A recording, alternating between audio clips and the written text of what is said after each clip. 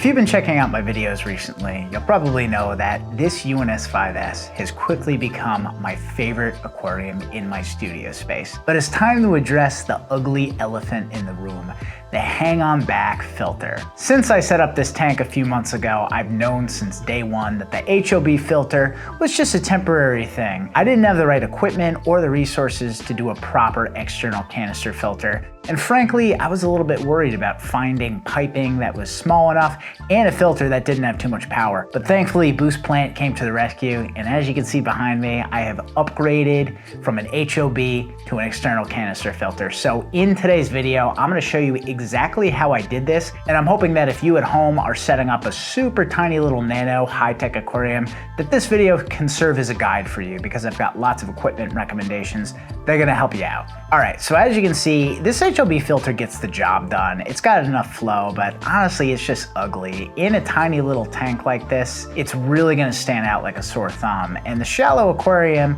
you know, there's not a lot of space for equipment, so you wanna hide things as much as possible. And when I was initially setting this up, I did a bunch of research and I just couldn't find a lily pipe that was short enough.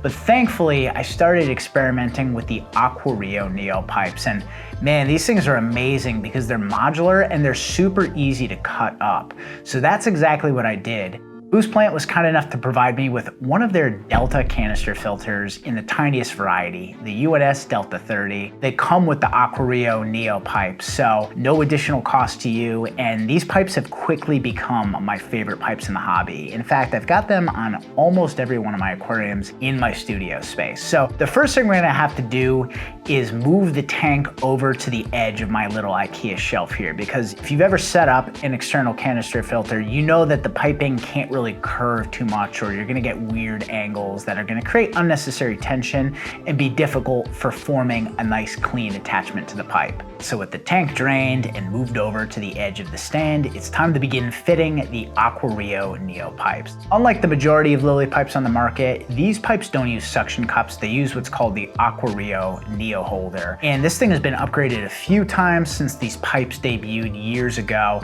And I'm happy to say that they're super sturdy now. They're made of acrylic, and there's tiny little improvements that I've seen over the generations. So we're going to attach these in strategic places that are going to allow us to minimize the profile and visibility of our pipes. So that required a little bit of experimentation on my end, and by the time I was done, I ended up with this. So up front, I'm working with the inlet, and here's the little piece that is an absolute must for me with the AQUARIO inlet, because I keep a lot of small tanks. I don't have any big fish, so fish getting sucked up by a canister filter inlet is a very real thing for me. This AQUARIO inlet version 2 is an absolute game changer. Not only will fish not get sucked up with this little inlet, tiny little shrimplet won't either. So it's absolutely perfect if you keep a lot of small aquariums and consequently small fauna like I do. And obviously with this tank being so small, I had to cut the pipes because they had to be a very short length. And the tool that I recommend for this is not a kitchen knife, not scissors, not a pocket knife, but instead they make this tool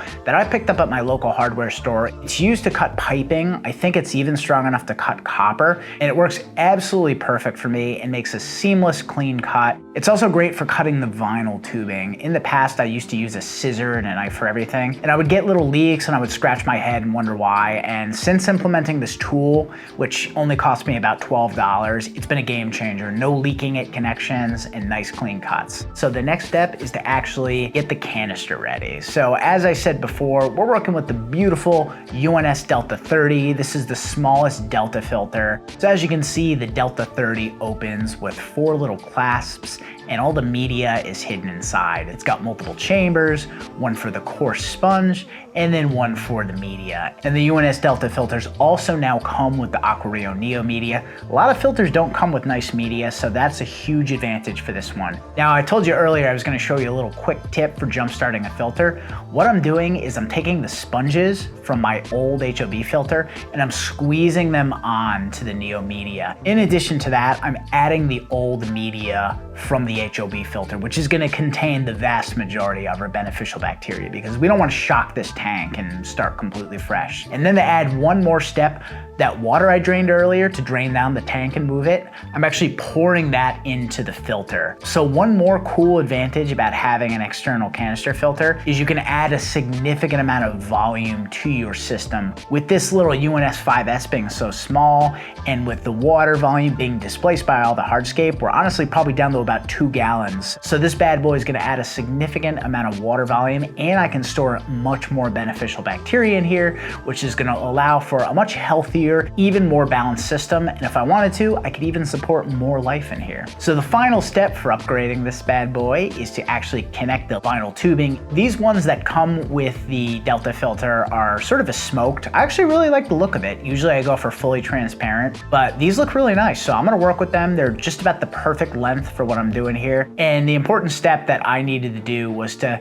heat up a coffee cup with some water, get it boiling, and then dip the very tip of the vinyl tubing into it. That's gonna make getting it onto the lily pipe a lot easier, because it is a very tight fit, and you want it to be a tight fit because you don't want any leaking. So with everything in place, it's time to start this bad boy up. And I was a little bit nervous, I wasn't sure if it was gonna be too much power and make a big mess and disturb the substrate.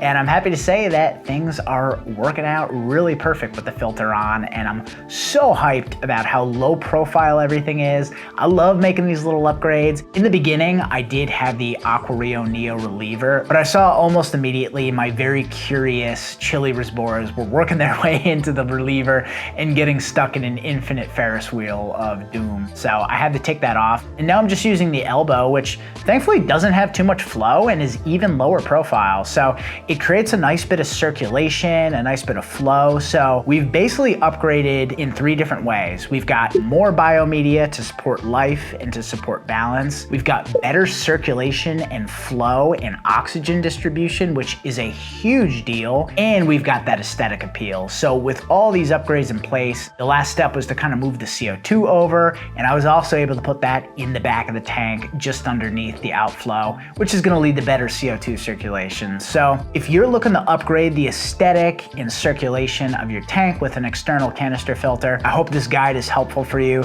I'm extremely happy with it. Thank you so much to Boost Plant for supplying me with all this equipment. Everything I'm using is going to be linked down below in the video description, so if you want to pick them up for yourself, go ahead and check out the description. Thank you so much for watching. This has been Logan with Logan Rando Aquascaping, and I'll catch you guys and gals next time.